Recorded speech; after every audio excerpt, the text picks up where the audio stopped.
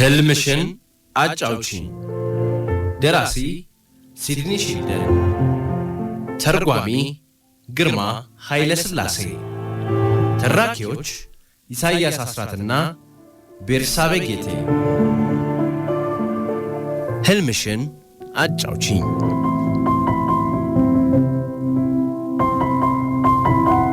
ህልምሽን አጫውቺኝ በክፍል 27 ዴቪድ በችሎቱ ላይ አሽሊን አቅርቦ ከጠየቃት በኋላ ደባል ስብናዎቿን በችሎቱ ላይ ራሳቸውን እንዲገልጡ ከመጮሁም በላይ የችሎቱ ሁኔታ በሚያውክ መልኩ በሚፈለገው አቅጣጫ ሊመራት በመፈለጉ ዳኛ ዊሊያምስን አስቆጥቷል። ጆሴፍ ኪንኬድ ደግሞ ዴቪድ ከስራ እንዲሰናበት ትዕዛዝ ሰጥቷል። ዴቪድ አሽሊ በችሎት ላይ ያለች ሰመመን ውስጥ እንድትገባ ቢጠይቅም ስላልተፈቀደለት የችሎቱ ውጤት ወደ ብሬናን አድልቷል። ክፍል 28 እነሆ።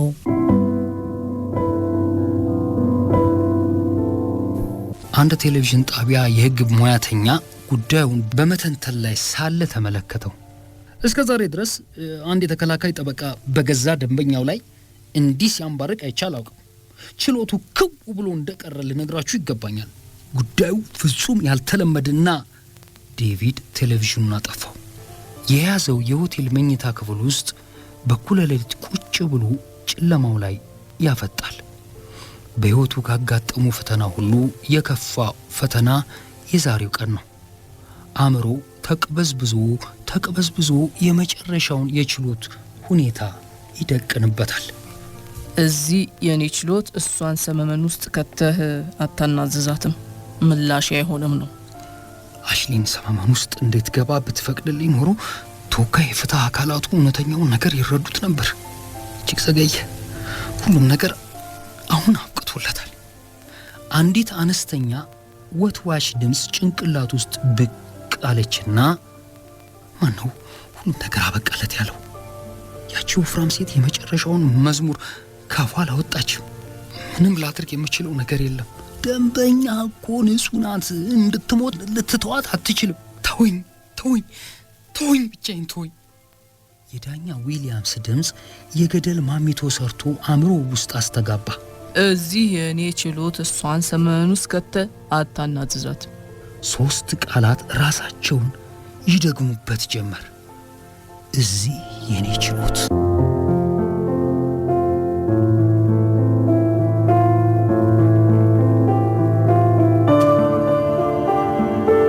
ከንጋቱ 11 ሰዓት ላይ ዴቪድ 2 አስቸኳይ ስልኮች ደውሎ ተደመመ። እንደጨረሰ ፀሐይ ጨረሮቿን ወደ ጎን መፈንጠቅ ጀመረች። ይሄ ምልክት ነው ሲል አሰበ። ልናሸንፍ ነው። ከትንሽ ቆይታ በኋላ ዴቪድ በፍጥነት ወደ አንድ ጥንታዊ ዕቃ መሸጫ መደብር ሄደ። አስተናጋጁ ጠጋ ብሎት የምረዳዎት ይኖራል ጌታዬ ካለ በኋላ እንዳወቀው በሚያስታውቅ አይነት ሚስተር ሲንገር አለ። ተጣጣፊ የፊልም መሳሪያ ስክሪን አለ? አለን። እርግጥ እንደ ቅርስ የሚቆጠሩ ጥንታዊ ስክሪኖች የሉንም፣ ግን እስኪ ያሏችሁን ለያቸው በደንብ እንጂ ብሎ አስተናጋጁ እየመራ ወደ አንድ ክፍል ውስጥ ገቡ። ብዙ የቻይና ተጣጣፊ የፊልም ማሳያ ስክሪኖች አሉ። ይሄኛው ምናልባት አለ። ጥሩ ነው። እሺ ጌታዬ፣ የት ብዬ ልላክልዎት? እኔ ይዤው ሄዳለሁ። ዴቪድ ቀጥሎ የብረታ ብረት ዕቃ መሸጫ መደብር ሄዶ የስዊዝ መለዮ ለባሾች የሚይዙትን ጩቤ ገዛ። ከ15 ደቂቃ በኋላ የፊልም ማሳያ ስክሪን እንደተሸከመ ወደ ፍርድ ቤቱ ህንፃ አመራ። ጥበቃውን አሽሌ ፓተርሰንን ለማነጋገር ሁኔታዎችን አመቻችቼ ጨርሼ ነበረ። የዳኛ ጎልድበርግን ቢሮ ለመጠቀም አስፈቅጃለሁ። ለዛሬ ዳኛው እዚህ አይኖሩም አለው። ልክ ነው ጌታዬ አለ ጥበቃው። ሁሉም ነገር ተመቻችቷል። ተከሳሿን አሁን ይዣት እመጣለሁ። ዶክተር ሳሌም እና አንድ ሌላ ሰው ሆነው እዚያው እየጠበቁት ነው። አመሰግናለሁ። ጥበቃው ዴቪድ የተሸከመውን የፊልም መሳሪያ ይዞ ወደ አሳንስሩ ሲያመራ አይቶ ወፈፌ ሲል አሰበ። የዳኛ ጎልድበርግ ቢሮ ሰፊና ምቹ ነው። ወደ ውጭ ከሚያሳየው መስኮት ፊት ለፊት ጠረጴዛው ከተንደላቀቀ ወንበር ጋር ተሰይሟል። አንዱን ግድግዳ ተደግፎ የሶፋ ወንበር በብዙ ወንበሮች ታጅቦ ይታያል። ዴቪድ ወደ ቢሮ ሲገባ ዶክተር ሳሌምና አንድ ሌላ ሰው ቢሮው መካከል ላይ ቆመዋል። ስለዘገየው ይቅርታ አለ ዴቪድ። እሱ ሃጊ ቨርሰን ይባላል። በጠየከኝ ጉዳይ ጥሩ ሙያተኛ ነው አለ ዶክተር ሳሌም። ሁለቱ ሰዎች ተጨባበጡና እንፍጠን፣ ነገሮችን እናዘገጃች አለ ዴቪድ። አሽሌ ወደዚህ እየመጣች ነው። ወደ ሃግ ዞሮ ወደ አንድ ጥግ ጠቆመውና እዚያ ቢሆን እንዴት ነው ይስማማል አለው። ጥሩ ነው። ኤቨርሰን ወደ ስራው ሲገባ ተመለከተው። ከጥቂት ደቂቃ በኋላ አሽሌ በጥበቃ እየተመራች መጣች። እዚህ መቆየት ይኖርብኛል ሲል ጥበቃው ጠየቀ።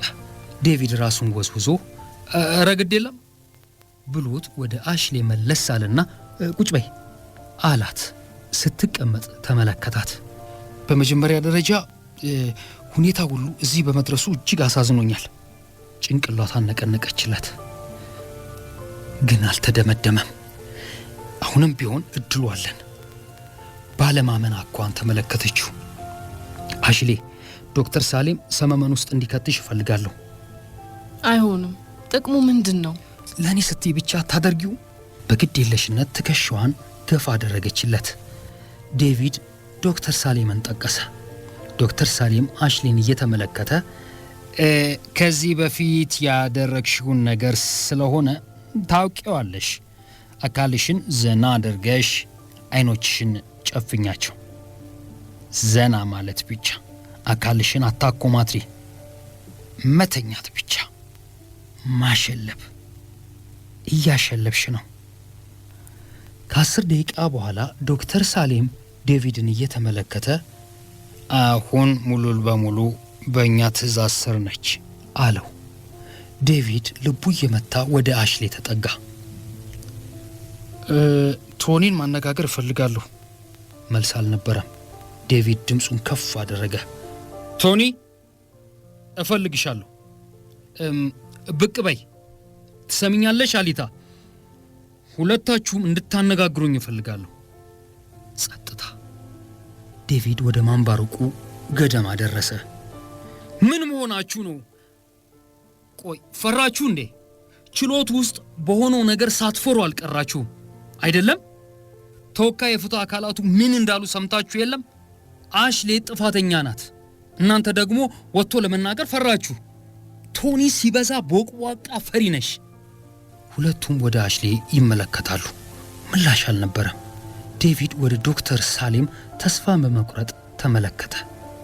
አልሰራም።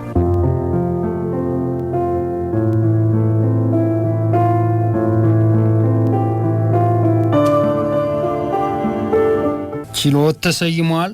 የተከበሩ ዳኛ ቴሳ ዊሊያምስ ሊያስችሉ ነው። አሽሌ ከዴቪድ አጠገብ ተከላካዮች ወንበር ላይ ተቀምጣለች። የዴቪድ እጅ በትልቅ ባንዴጅ ተጠቅልሏል። ዴቪድ ተነሳና ዳኛዋን ማነጋገር እችላለሁ የተከበሩ አለ። ትችላለህ። ዴቪድ ወደ ጠረጴዛው ቀረበ። ብሬናን ተከተለው። በዚህ ክስ ላይ ሌላ አዲስ ማስረጃ ማቅረብ እፈልግ ነበር አለ ዴቪድ።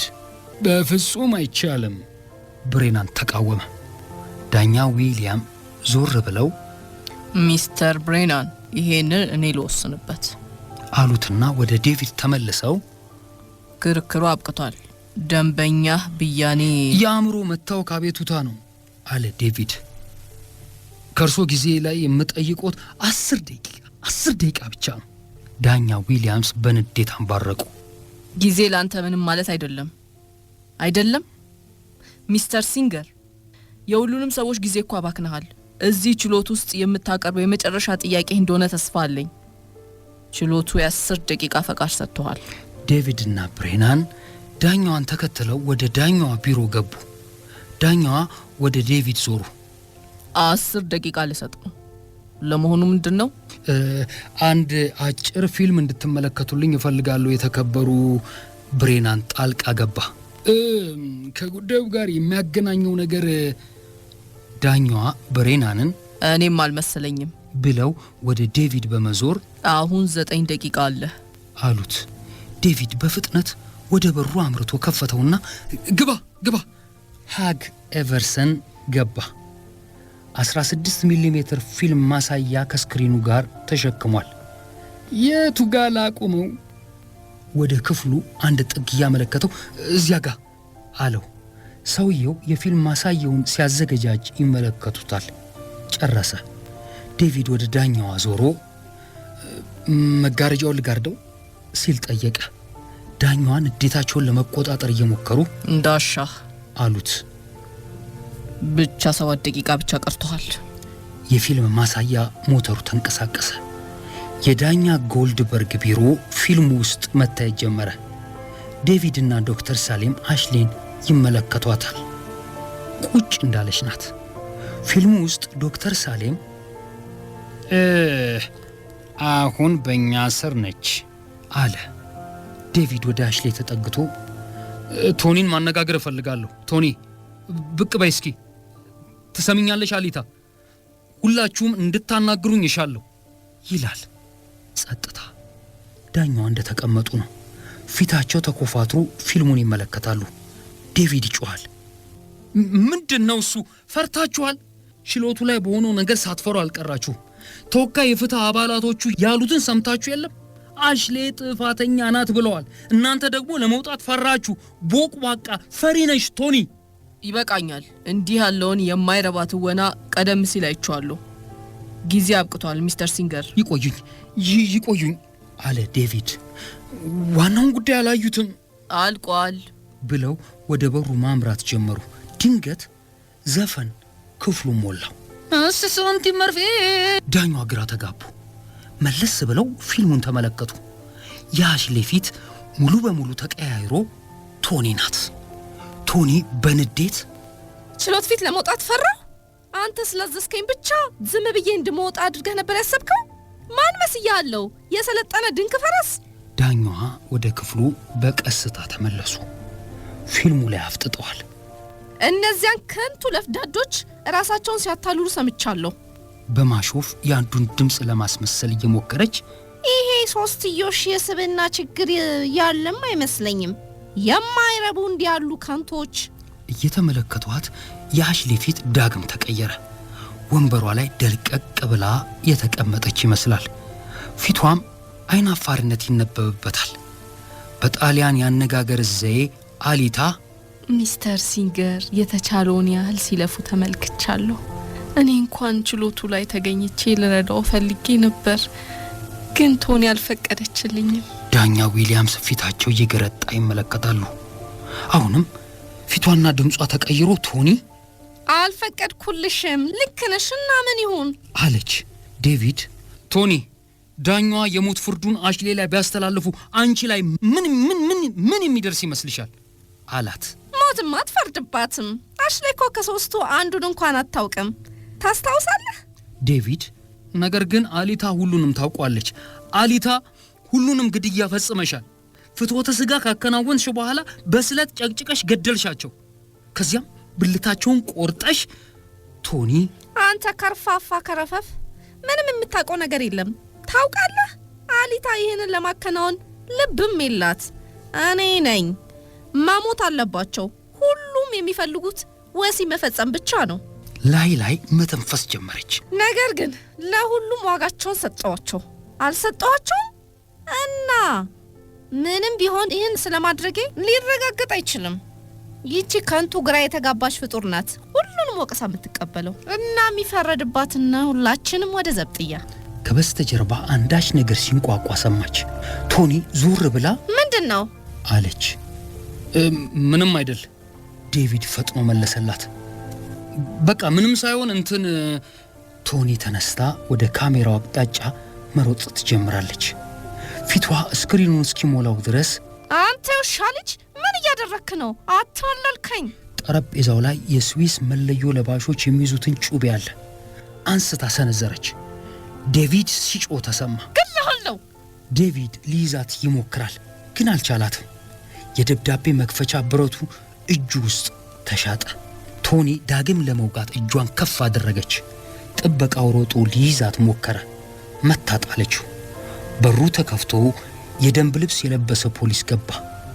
እየሆነ ያለውን ነገር ሲመለከት ቶኒን ለመያዝ ሞከረ። እግሮቹ መካከል ረግጣ ጣለችው። ወደቀ።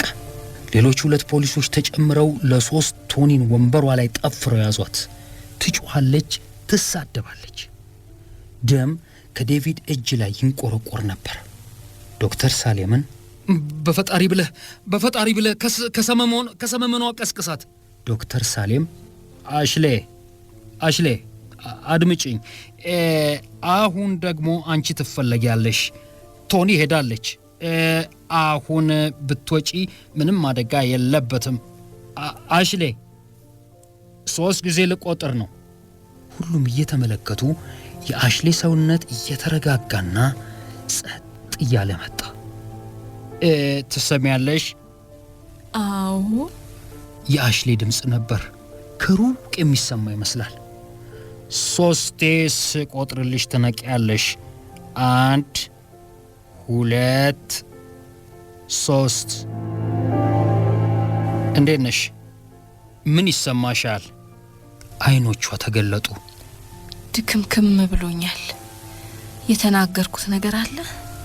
ዳኛ ዊሊያምስ ቢሮ ውስጥ ያለው የፊልም ማሳያ ስክሪን ባዶ ሆነ።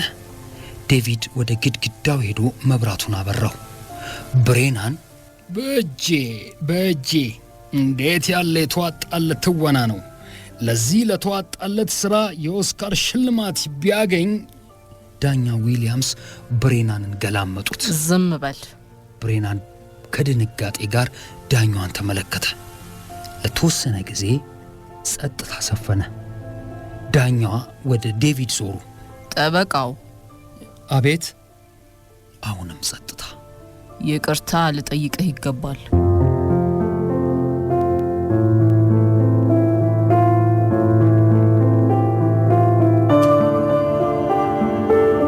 ዳኛ ቴሳ ዊሊያምስ መንበራቸው ላይ እንደተሰየሙ ሁለቱም ጠበቆች ቀደም ሲል ተከሳሿን የመረመሩበትን የዶክተር ሳሌም ሐሳብ ለመቀበል ተስማምተዋል። የችሎቱ ውሳኔ ተከሳሿ በአእምሮ ችግር ምክንያት ጥፋተኛ አለመሆኗ ነው። ተከሳሿ የአእምሮ ሕክምና ወደምታገኝበት ስፍራ እንድትወሰድ ታዟል። በዚሁ ችሎቱ መዝገቡን ወደ መዝገብ ቤት ተመላሽ አድርጓል።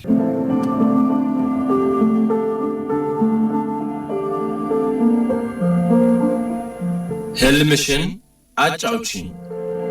ደራሲ ሲድኒ ሺልደን፣ ተርጓሚ ግርማ ኃይለ ሥላሴ፣ ተራኪዎች ኢሳይያስ አስራትና ቤርሳቤ ጌቴ።